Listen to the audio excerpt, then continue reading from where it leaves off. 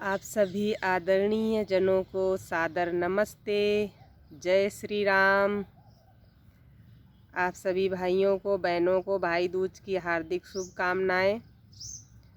दीपावली का त्यौहार व्यतीत हो चुका है। ईश्वर की कृपा से आप सबका त्यौहार अच्छा बीता होगा और आप सब लोग नई ऊर्जा से, नए सकारात्मक विचारों से भर चुके होंगे, स्फूर्ति आ चुकी होगी और अब अपने कार्यों पर को और अच्छे से करेंगे और ऊर्जावान बनकर करेंगे। अपनों से मिलकर थोड़ी सकारात्मक ऊर्जा और बढ़ गई होगी।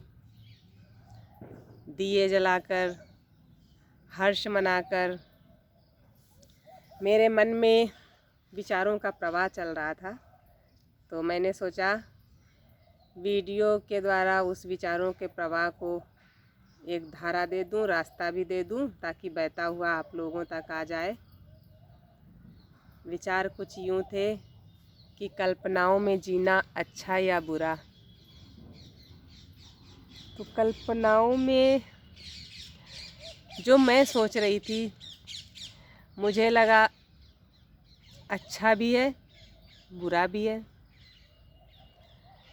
यदि बात इस भौतिक संसार की हो, जिम्मेदारियों की हो, कर्तव्य की हो, तो कल्पनाओं से काम नहीं चल सकता। तब तो धरातल पर कार्य करने ही होंगे, धरातल पर जिम्मेदारियां निभानी होंगी, मेहनत करनी होगी। कोरी कल्पनाओं से हमारी आवश्यकताएं पूरी नहीं हो सकती। बहुत कुछ करना होगा, रात दिन मेहनत, रात दिन एक जंग भी लड़नी होगी। वहाँ पर कल्पनाएं काम नहीं आएंगी। तो फिर कल्पनाएं काम कहाँ आएंगी?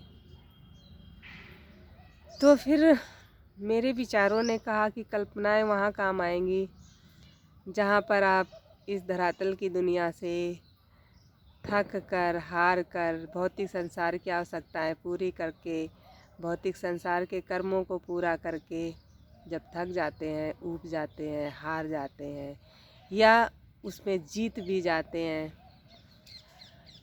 तो आपको एक सुकून की आवश्यकता होती है। या आप बहुत लोगों के साथ होते हुए भी अकेले होते हैं, या फिर आप ऐसे लोगों के साथ होते हैं जो आपको महत्व नहीं दे रहे, या जिनके साथ आपके विचार नहीं मिल रहे हैं, या आप आनंद में डूबना चाहते हैं। तो वहाँ पर कल्पनाएं बड़ी अच्छी लगती हैं। बड़ा अच्छा लगता है कल्पनाओं में जीना। लेकिन वो कल्पनाएं अच्छी हों तब, कल्पनाएं सकारात्मक हों तब, कल्पनाएं ऊर्जावान हों तब। वो कल्पनाएं आपकी डर के साये में नहीं होनी चाहिए। आप एकांत में हैं और डर रहे हैं कि ऐसा नहीं हुआ तो ऐसा हो गया तो क्या होगा, ऐसा नहीं ऐसा हुआ तो क्या होगा। ये कल्पनाएं ही हैं आपकी, क्योंकि आप जिस बारे में कल्पना कर रहे हैं, जिस बारे में विचार कर रहे हैं, जिस बारे में सोच रहे हैं, वो अभी तक हुआ नहीं है। भविष्य की कल्पना कर रहे हैं, तो भविष्य की ही कल्पना कर रहे हैं तो अच्छी कल्पना कीजिए ना। ऐसा ही होगा, अच्छा ही होगा, ऐसा होगा तो कितना अच्छा लगेगा। ये भौतिक संसार की कल्पनाएं हो गई। लेकिन सच में आनंद में डूबने के लिए कैसी कल्पनाएं होनी चाहिए? सिर्फ अपने लिए, स्वयं को समझने के लिए, स्वयं को जानने के लिए, स्वयं को क्या अच्छा लगता है, ये संसार में हम क्यों हैं, इस जीवन को सार्थक कैसे बनाना है, हमारी आत्मिक, शारीरिक, मानसिक हानि ना हो, उसके लिए क्या करना है ताकि हम आनंद से भर जाएं, ऊर्जा से भर जाएं। अभी 2 दिन पहले मेरे एक छोटे भाई का फ़ोन आया। बड़ा प्रिय भाई है मेरा, और उसने बातें करना शुरू किया। तो बातों बातों में बोला कि दीदी जी, आपके साथ कौन कौन रहता है, बताओ तो ज़रा। तो मैंने उससे कहा, मेरे साथ मैं रहती हूँ, मैं रहती हूँ और मैं रहती हूँ।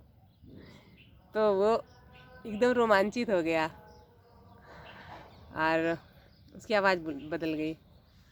बोला आपकी बातें बड़ी निराली होती, सुनने में भी बड़ा अच्छा लग रहा है, बड़ा ही मन को गुदगुदा गया ये शब्द, जैसे तरोताज़ा कर गया मन को। लेकिन आपने ये 3 बार कहा मैं रहती हूँ, मैं रहती हूँ, मैं रहती हूँ, इसका मतलब कैसे? थोड़ा विस्तार से बताइए ना। तो मैंने कहा देखिए, एक तो मैं जो मुझ में है, जो मुझे ये एहसास दिलाता है कि मैं हूँ इस संसार में, मुझे मेरे अस्तित्व का एहसास दिलाता है इस आत्मा के साथ, इस शरीर के साथ, कि कुछ मैं हूँ। एक तो मैं वो हूँ। दूसरा, मैं जिस मैंने इसको बनाया कि मैं हूँ, ये एहसास दिलाने के लिए इस शरीर को, आत्मा को, सबको एक करके, और ये सोचने के लिए मजबूर कर दिया कि मैं हूँ। तो एक मैं वो है बनाने वाला, जो ये कहता है कि मैं तुझ में हूँ, मैं तेरे भीतर हूँ। तो दूसरा मैं वो हो गया जो मेरे भीतर रहता है, जो ये भी कहता है, ये भी हम जिसके बारे में कहते हैं कि जिसने बनाया इस संसार को, इस दुनिया को, और वो अंदर भी है बाहर भी है, वो मैं जो मुझसे कह रहा है कि मैंने बनाया इस संसार को, मैं ही सब कुछ हूँ। अपने अंदर देख, अहम ब्रह्मास्मि, मैं ही सब कुछ हूँ, मेरे अंदर सब कुछ है, मैं ही ईश्वर हूँ। तो एक वो मैं रहता है मेरे साथ। तो ये 2 मैं हो गए। तीसरा मैं ये सृष्टि, ये प्रकृति जो उस ईश्वर ने बनाई है, जो मैं मेरे अंदर रहता है, उस ईश्वर ने बनाई है। इस सृष्टि, इस प्रकृति का एक हिस्सा मैं भी हूँ। तो ये प्रकृति भी मैं हूँ, इसलिए वो मैं भी मेरे अंदर है। तो हो गए ना 3 मैं। अच्छा, ये जो विचार थे बस मेरी कल्पनाओं की उड़ान थी, और कुछ नहीं था। कल्पनाओं में बस बैठी थी, कुछ सोच रही थी, डूबी हुई थी, चिंतन कर रही थी, और उसका फ़ोन आ गया था। तो ये 3 तरह के मैं हो गए मेरे अंदर। तो फिर हम तो कभी अकेले हुए ही नहीं। मेरे साथ तो मैं हूँ और मैं साथ में रहते हैं हम तीनों, कब अकेले हुए? तो ये जो इस तरह की कल्पनाएं होती हैं वो बड़ी प्यारी होती हैं, बहुत अच्छी होती हैं कि हाँ, मैं अकेले नहीं हूँ, मेरे साथ ये है, मेरे साथ मैं हूँ, मेरे साथ मेरा ईश्वर है, मेरे साथ प्रकृति है, मैं स्वयं प्रकृति हूँ। मैं प्रकृति का हिस्सा हूँ, मैं स्वयं में ईश्वर हूँ, मैं क्योंकि ईश्वर मेरे अंदर है, मैं उसको अंदर महसूस कर पा रहा हूँ। और मैं स्वयं मैं हूँ क्योंकि ये मैं होने का जो मेरा जो अस्तित्व है, वो ये मेरा मैं ही मुझे एहसास दिला रहा है कि मैं हूँ। मैं ये बात किसी पुस्तक से पढ़ के नहीं बोल रही हूँ, ना कल्पनाओं में, पता नहीं विद्वान इसका क्या अर्थ निकालेंगे, मुझे नहीं पता। ये सिर्फ मेरी अनुभूतियाँ हैं जो मैं बस ऐसे ही बोल रही थी, और मुझे भी बड़ा अच्छा लगा बोल के, और फिर उस पर चिंतन करके बड़ा अच्छा लगा। तो जो इस तरह की कल्पनाएं होती हैं कि हम एकांत में या अपने आप से बहुत थके हों, या कुछ डूबे हों किसी चीज़ में, परेशान हों या कुछ हों, तो हम अपने आप को एंटरटेन करने के लिए, अपने आप को तरोताज़ा करने के लिए, अपने आप को हल्का करने के लिए ऐसा रास्ता कोई क्यों अपनाए जिसका जो बहुत ही बहुत ही शॉर्ट टाइम के लिए होता है, बहुत ही थोड़े समय के लिए, उसके बाद उसका रिजल्ट भी दुखदाई होता है। हम एक ऐसा रास्ता क्यों ना अपनाए जो एक सुंदर कल्पनाओं से भरा हुआ हो, कि हम अकेले हैं, हमें कोई समझने वाला नहीं है, हमें कोई जानने वाला नहीं है, और हम क्या करें, बहुत परेशान हैं, कुछ नहीं करना है।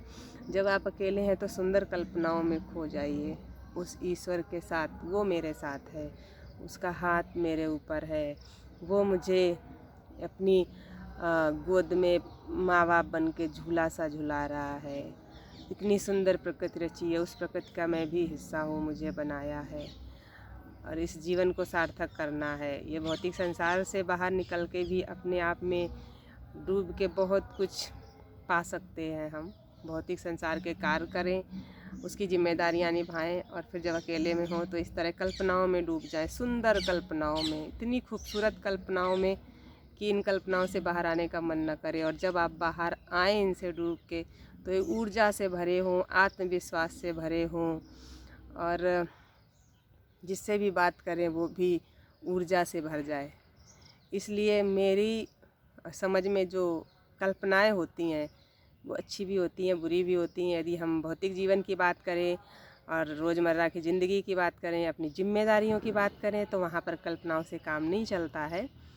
वहाँ पर हमें धरातल पर उतर के मेहनत करनी पड़ती, कार्य करने पड़ते। लेकिन अपने आनंद की बात करें, अपने सुख की बात करें, अपने आत्मोन्नति की बात करें, तो हमारी सोच वो भी कल्पना ही होती है। जो हम सकारात्मक सोचते हैं, ईश्वर वो भी एक कल्पना ही है, जिसके बारे में एक सोचते हैं कि वो एक सत्ता है, और हर चीज़ जो ये दिख रही हमें उसकी कोई ना कोई तो सत्ता है, हम सोचते हैं। तो स्वयं में कि हाँ मेरी भी सत्ता है, जन्म जन्म से मैं आज यहाँ हूँ, पिछले जन्म में कहीं और था, कुछ और था। तो इस तरह की कल्पनाओं में जीना बड़ा अच्छा लगता है, बड़ी सकारात्मक ऊर्जा प्रदान करता है। और जब हम सकारात्मक सोचते हैं, सकारात्मक कल्पनाओं में डूब जाते हैं, सकारात्मक कल्पनाओं से बाहर निकलते हैं, तो उसका जो परिणाम होता है, जो रिज़ल्ट होता है, बड़ा ही अच्छा होता है। हमारे अंदर बड़ी अच्छी वाइब्रेशंस क्रिएट होती हैं, जो हमारी बहुत सारी समस्याओं को हल कर देती हैं। मेरा ऐसा मानना है। बाकी आप लोगों की अनुभूतियाँ इस विषय में कैसी हैं, कैसी नहीं, मुझे नहीं पता। जो मेरी अनुभूतियाँ थीं, जो इस विषय में मैं सोचती हूँ, वो आप लोगों के साथ मैंने शेयर किया।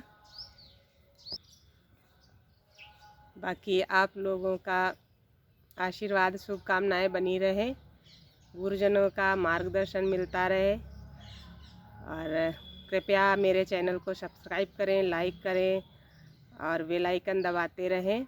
आप लोगों को पुनः सादर नमस्ते। जय श्री राम।